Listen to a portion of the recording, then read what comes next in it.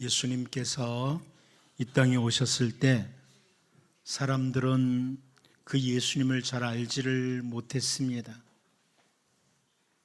요한복음 1장 10절 11절 말씀을 보면 그가 세상에 계셨으며 세상은 그로 말미암아 지은 바 되었을 때 세상이 그를 알지 못하였고 자기 땅에 오매 자기 백성이 영접하지 아니하였으나 이렇게 말씀해 주고 있습니다.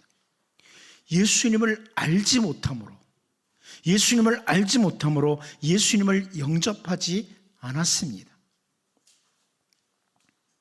헤롯 왕 때에 베들레헴에서 예수님께서 아기 예수님으로 태어나셨을 때 동방에서 온 박사들이 예루살렘에 도착을 하고 마태복음 2장 2절 3절 말씀을 보면 유대인의 왕으로 나신 이가 어디 계시냐?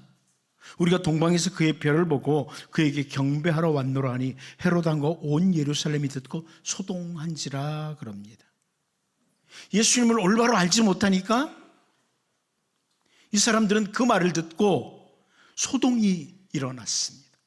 예수님을 알지 못하니까 소동이 일어난 거예요. 예수님께서 제자들과 함께 갈릴리에서 배를 타고 가시다가 큰 풍랑을 만나게 됩니다.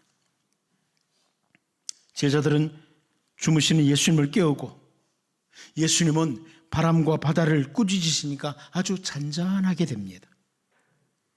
그러자 마태복음 8장 27절을 보면 그 사람들이 놀랍게 여겨 이르되 이가 어떤 사람이기에 바람과 바다도 순종하는가 하더라.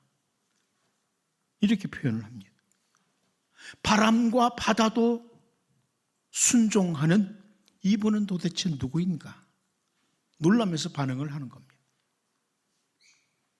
그런데 제자들이 오순절에 성령이 강림하신 후에 예수님을 좀 더 정확하게, 예수님이 누구신지 정확하게 알게 됩니다.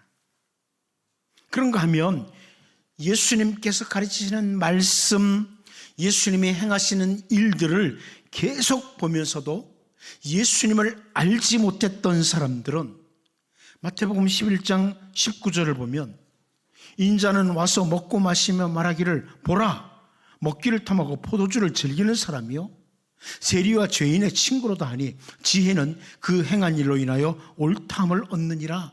이렇게 말씀을 하십니다. 예수님께서 세례 요한과 달리 함께 먹고 마신다. 그래서 예수님을 가리켜서 먹기를 탐하는 사람, 포도주를 즐기는 사람 이렇게 표현을 했습니다. 예수님께서 병들고 죄에 빠진 인간들을 구원하시기 위해서 오셨기에 그들에게 가까이 다가가시니까 저 사람은 세리와 죄인들의 친구야. 이렇게 표현을 했습니다. 예수님을 올바로 알지 못하는 자들의 반응입니다. 그런가 하면 늘 가까이에서 예수님을 바라봤던 사람들 가운데도 마태복음 13장 55절을 보면 이는 그 목수의 아들이 아니냐?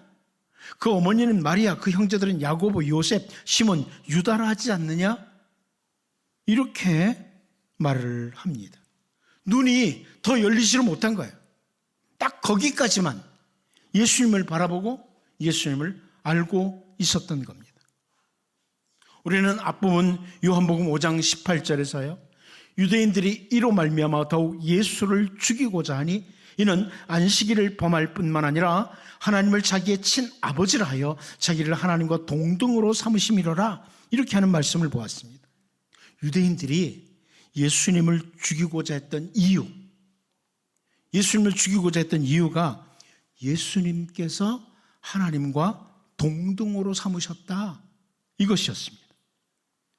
예수님을 올바로 알지 못하니까 유대인들이 이 사람이 하나님과 자기를 동등하다고 봐?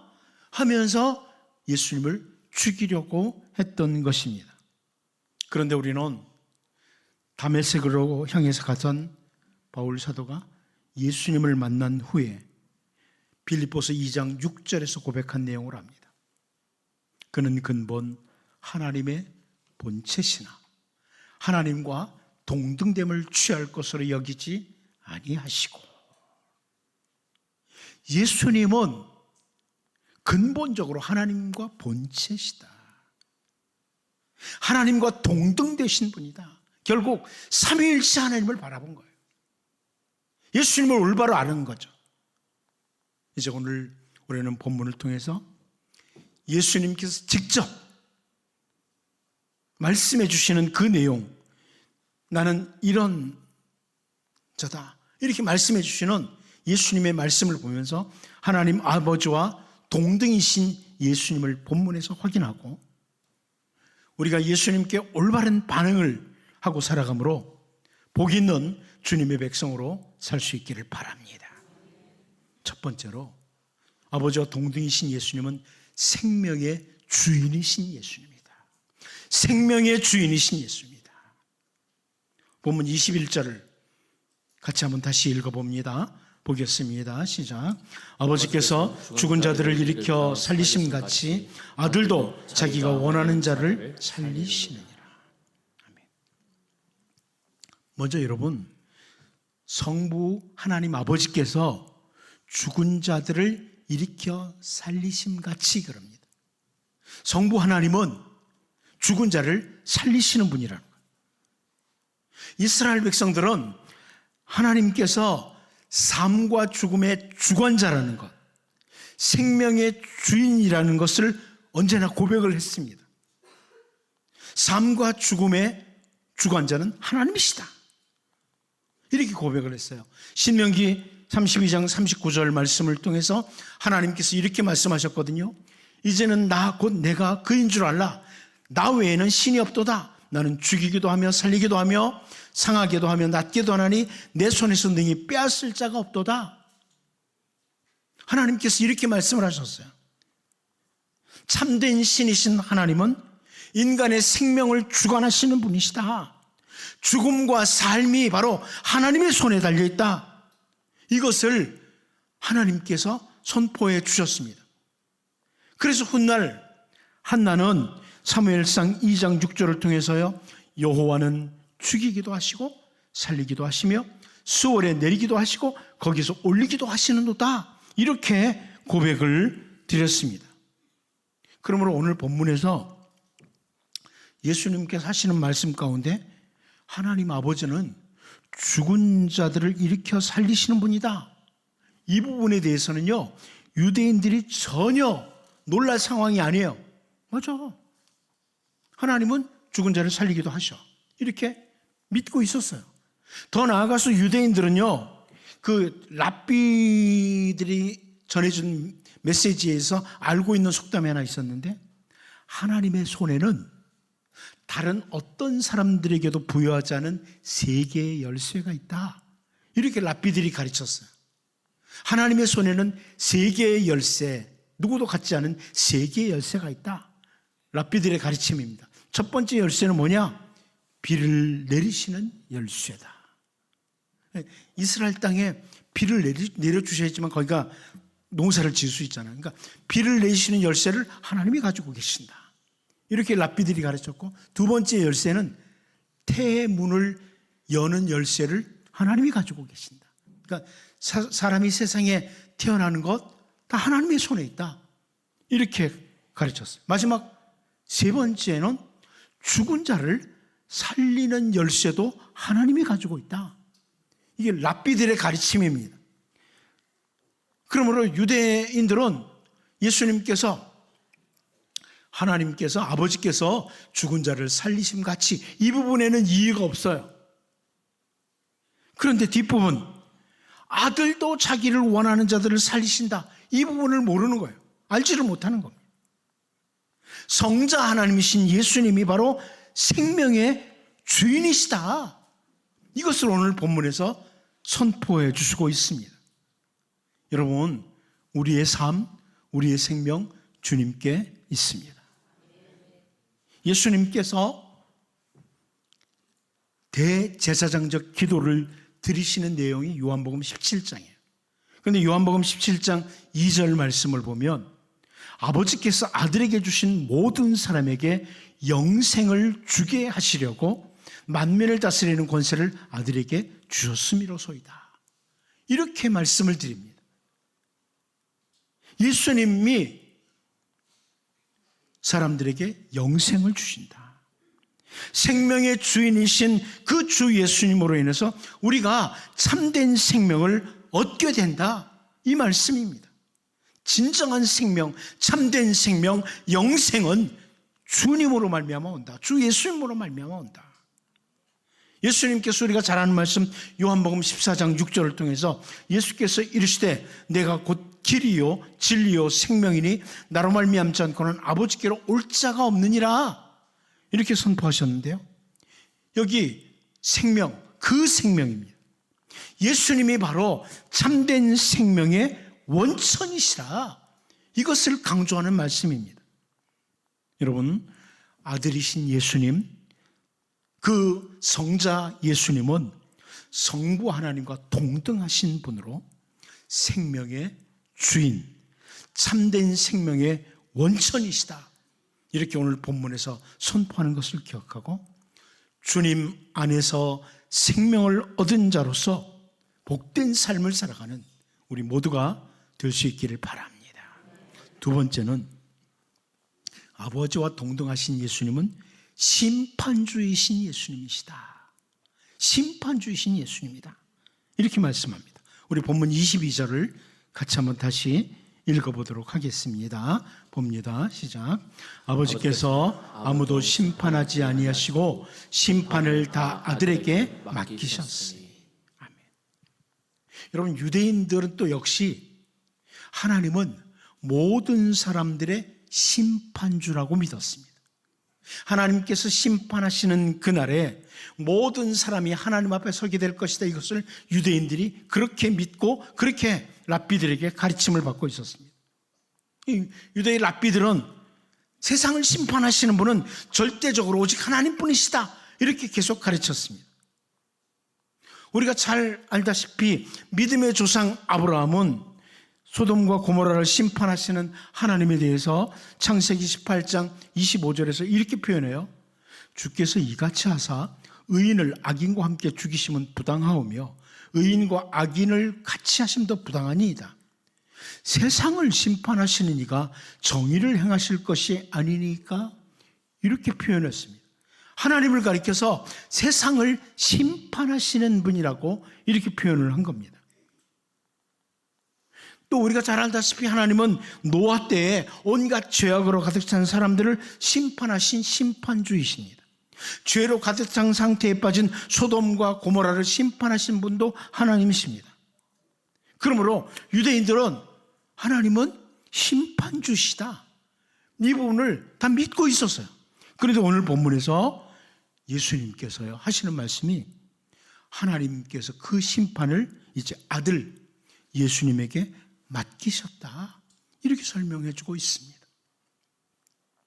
예수님께서 그 공생애 기간에 다양한 비유를 말씀해 주셨잖아요.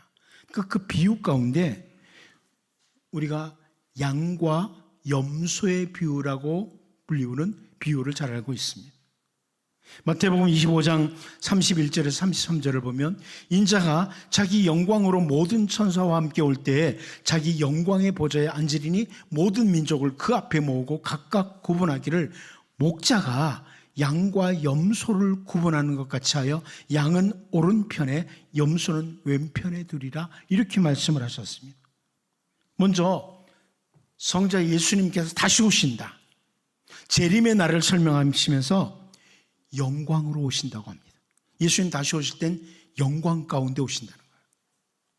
다시 저 짐승들이 사는 구유로 오시는 것이 아니라 영광 가운데 오신다고 이렇게 말씀하십니다. 영광의 주님으로 오셔서 자기 영광의 보좌에 앉으신다. 이렇게 말씀을 하십니다. 그리고 양과 염소를 구분하실 것을 말씀하십니다. 이것이 바로 심판주의 모습이죠. 심판주의 모습. 구분된 그들에 대해서 마태복음 25장 46절을 보면 그들은 영벌에 의인들은 영생에 들어가리라 하시니라. 이렇게도 선포하십니다. 아주 분명하게 심판하시는 주 예수님을 보여주고 있습니다. 요한계시록 19장 11절에서 13절 말씀도 보면요, 또 내가 하늘이 열린 것을 보니 보라, 백마와 그것을 탄 자가 있으니 그 이름은 충신과 진실이라. 그가 공의로 심판하며 싸우더라. 그 눈은 불꽃 같고 그 머리에는 많은 관들이 있고 또 이름 쓴 것 하나가 있으니 자기밖에 아는 자가 없고, 또 그가 피 뿌린 옷을 입었는데 그 이름은 하나님의 말씀이라 칭하더라. 이렇게 설명해 줍니다. 주님이 다시 오시는 날 마지막 심판 때의 모습을 보여주고 있는 거예요.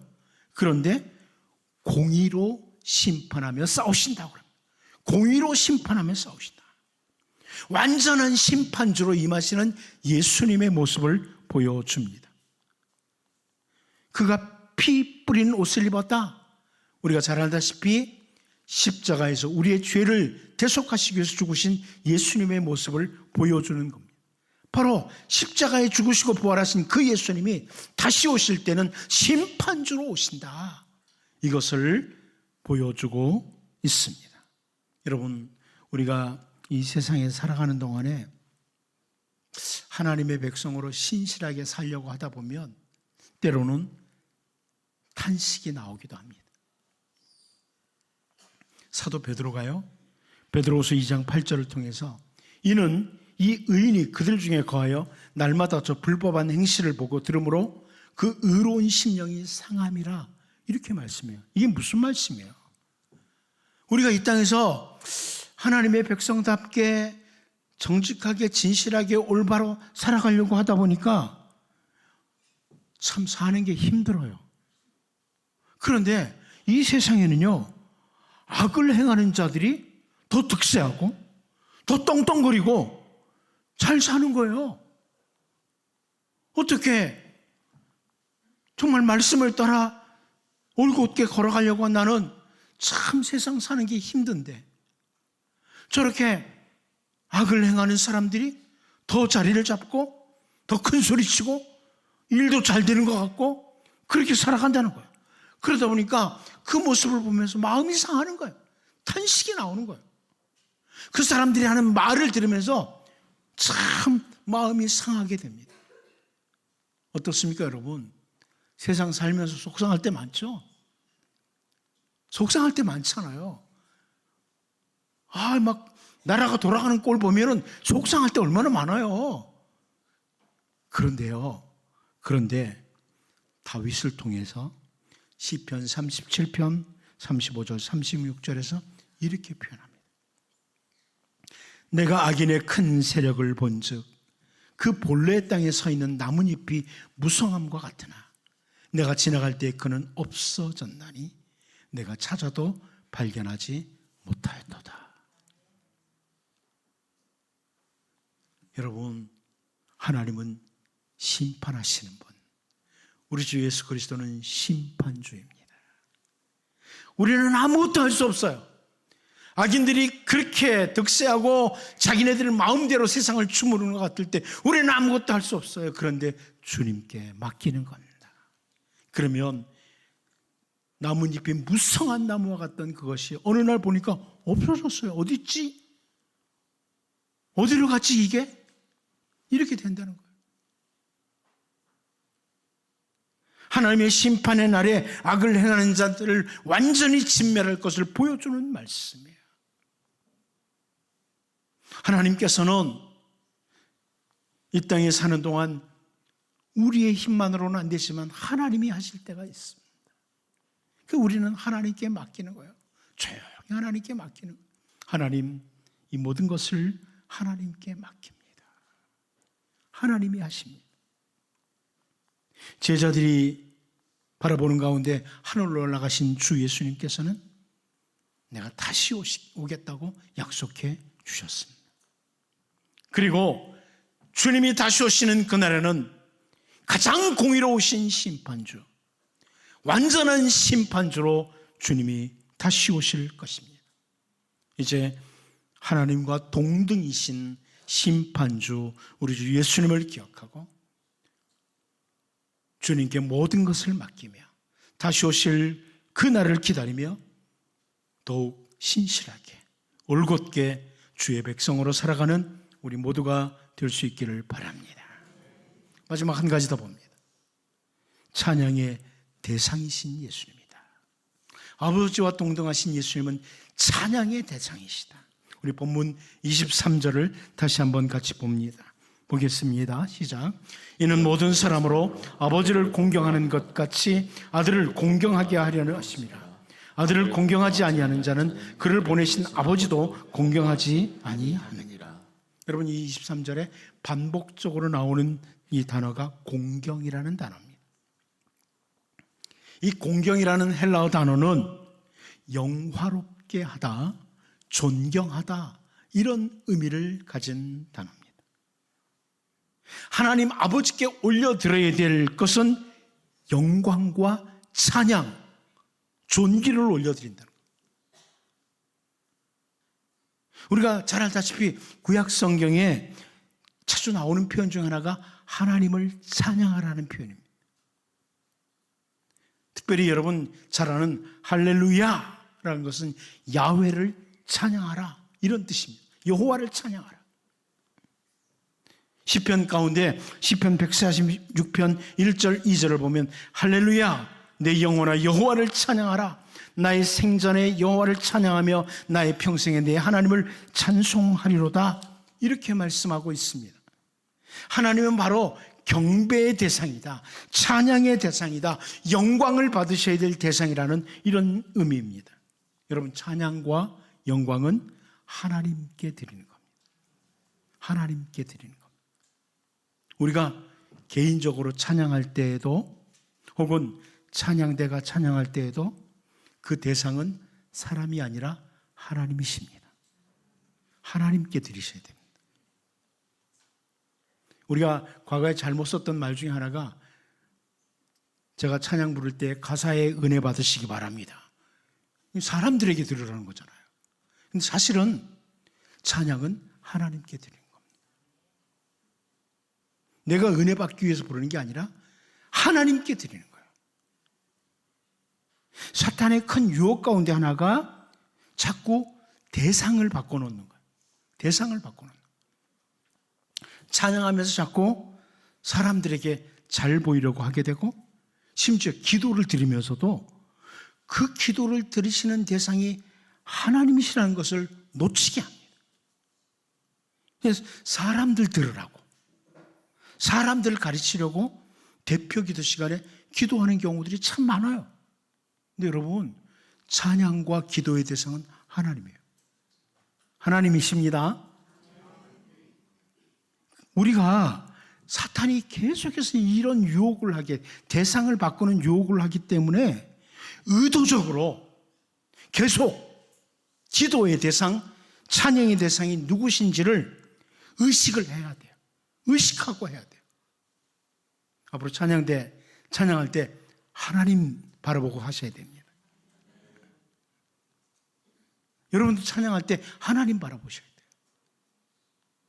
기도할 때도 혹시 사람들 들으라고 이런 기도했던 거 있으면 이제는 하나님께 드리셔야 됩니다. 기도는 하나님께 드리는 거예요. 모든 것을 아시는 하나님께, 그 하나님께 드리는 겁니다. 찬양, 영광을 받으셔야 될 대상은 하나님이시라는 것, 이 성경 곳곳에 나오는 말씀이에요. 그런데 오늘 본문에서 바로 예수님이, 성자 예수님이, 성부 하나님과 동등하신 예수님이 공경의 대상이라는 겁니다. 영광과 찬양의 대상이라는 겁니다. 여러분, 성삼위 하나님께 영광과 찬양과 경배를 올려드려야 됩니다. 성자 예수님은 하나님과 동등하신 분이시지만 하나님과 동등하신 분으로 여기지 아니하시고 성부 하나님의 계획에 절대적으로 순종하셨습니다. 빌립보서 2장 7절 8절 말씀을 보면 오히려 자기를 비워 종의 형체를 가지사 사람들과 같이 되셨고 사람의 모양으로 나타나서 자기를 낮추시고 죽기까지 복종하셨으니 곧 십자가에 죽으심이라, 이렇게 말씀합니다. 하나님과 동등이신 그 예수님께서 하나님 아버지의 계획, 바로 우리를 죄에서 건지시기 위해서 십자가를 지시는 이 계획에 따라서 낮아지시고 낮아지셔서 십자가에 죽기까지 복종하셨습니다. 그런데 바울 사도는 그 십자가에 죽기까지 복종하신 예수님을 언급하신 후에 곧바로 빌립보서 2장 10절을 통해서 하늘에 있는 자들과 땅에 있는 자들과 땅 아래에 있는 자들로 모든 무릎을 예수의 이름에 꿇게 하시고, 이렇게 선포하고 있습니다. 예수님이 바로 경배의 대상이라, 예배의 대상이라, 찬양의 대상이라는 겁니다. 여러분, 우리는 삼위일체 하나님께 영광과 존귀와 경배를 올려드려야 됩니다. 특별히 성부 하나님과 동등이신 예수님, 우리의 공경의 대상이시다, 영광과 찬양의 대상이시다, 이것을 알고 언제나 마땅한 영광과 존귀를 올려드리는 신실한 주님의 백성으로 살 수 있기를 바랍니다.